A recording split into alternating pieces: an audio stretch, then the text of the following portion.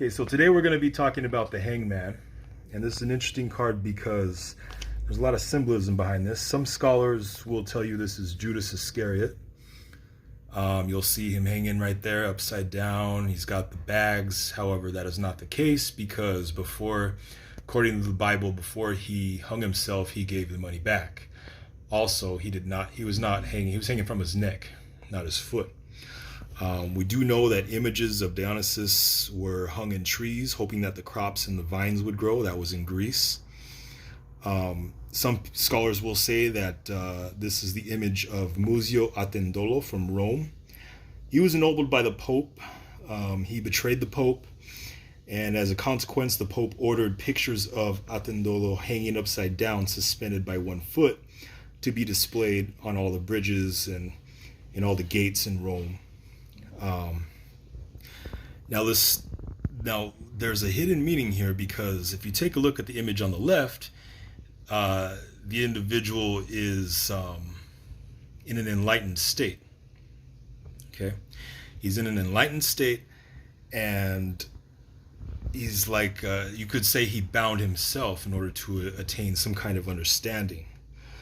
And I know that, if you look in the West, the Freemasons, the Golden Dawn, you look at all those, you will find rituals where the candidate is bound symbolically before moving to the next grade.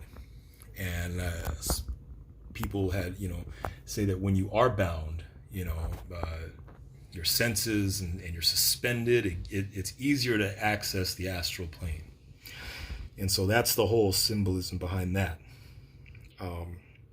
Now, in the West, you'll find that the candidate binds himself.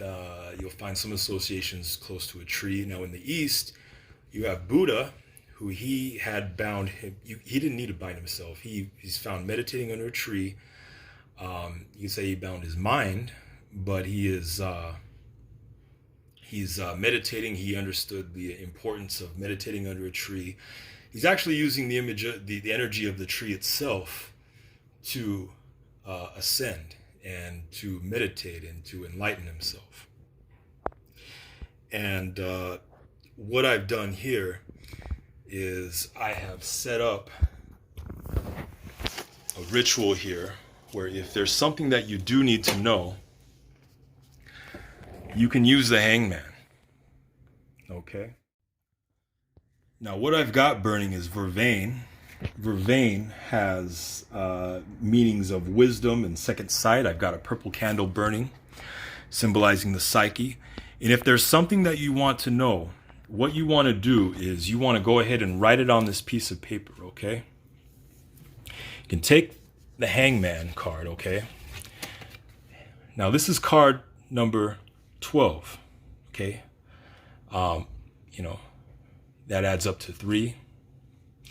And 3 is an unbreakable number. 1 plus 2.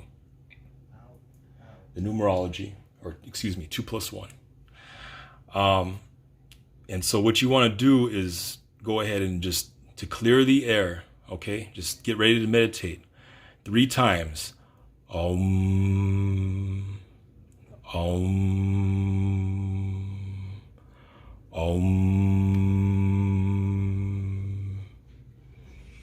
Place the card underneath. I have a pentagram underneath, okay? I have this paper with whatever it is you need to know written down, okay?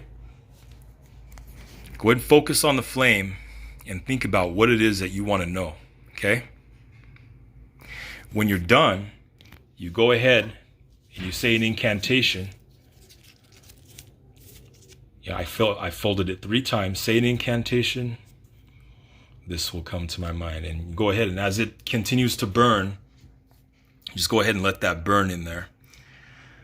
And then you just sit there and meditate. And your answers will come to you. Your answers will come to you.